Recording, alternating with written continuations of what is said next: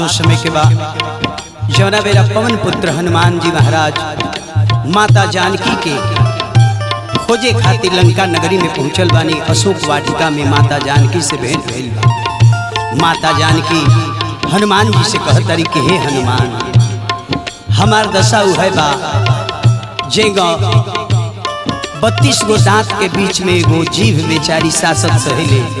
आज प्रभु बिना ए लंका नगरी में हम रावण के नगरी में शासक सहता। सीता जी हनुमान जी से कहता,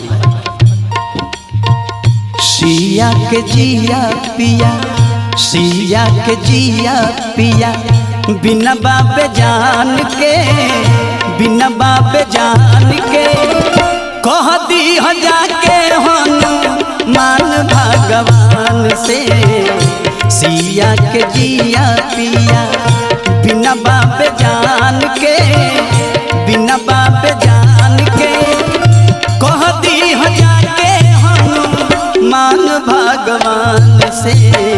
सिया के जिया पिया।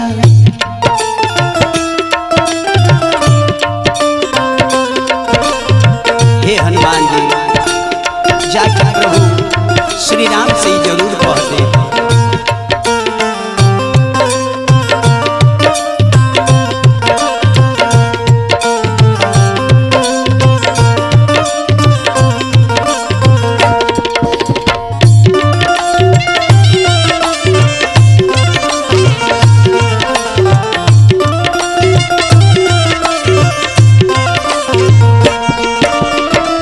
हे हनुमान जी, चौर चितईता केहू नहीं अपने हवा लौके करीबिया।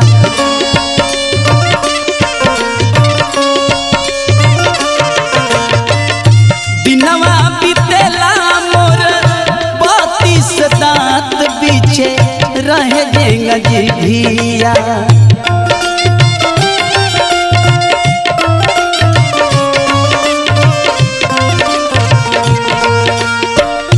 चहुर चितईता केहू नहीं अपने हवा लौके करीबिया।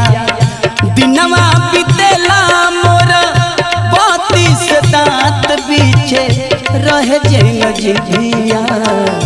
जर जाए खातिर बिनती, जर जाए खातिर बिनती करता निभान से, करता निभान से कह दी हो जाके हनुमान भगवान से।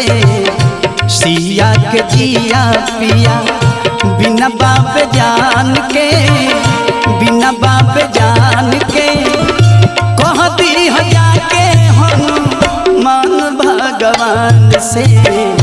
सिया के जिया पिया।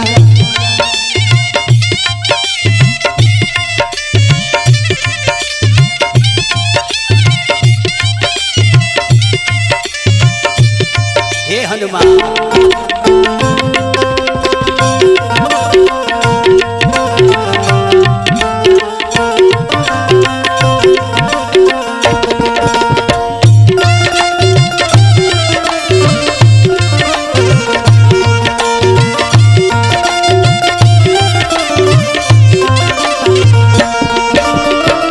हे हनुमान जी, हमरा वो दिन याद बा। इंद्र के बेटा जो यंत्र अइल जाचे धके कौआ के भेष हो।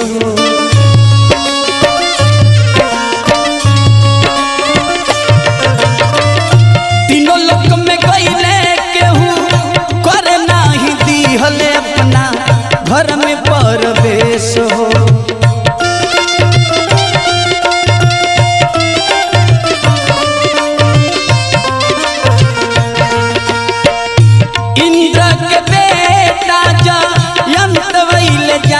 धके कौआ के भेष हो। तीनों लोक में गइले केहू करे नाही दिहले अपना घर में परवेश हो।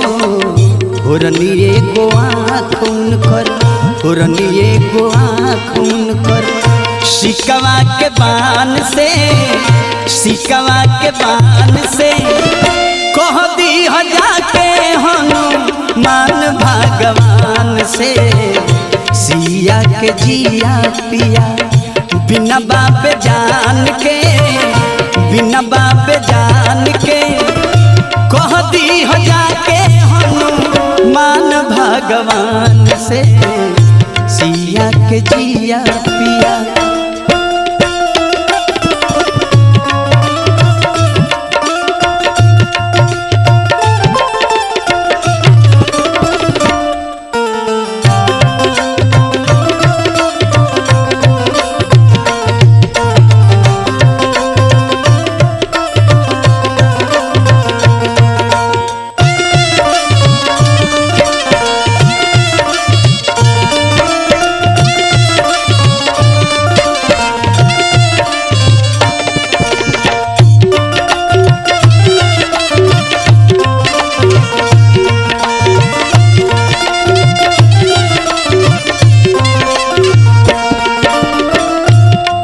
ना हे हनुमान जी लदफद होके दिल आंसू टपकला से साड़ी के अछरिया,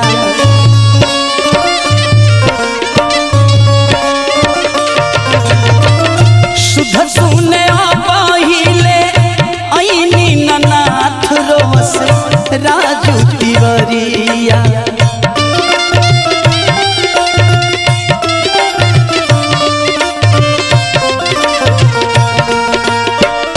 लदफद होके दिल आंसू टपकला से साड़ी के अछरिया, सुध सुने पहिले ऐनी ननाथ रोस राजू तिवरिया।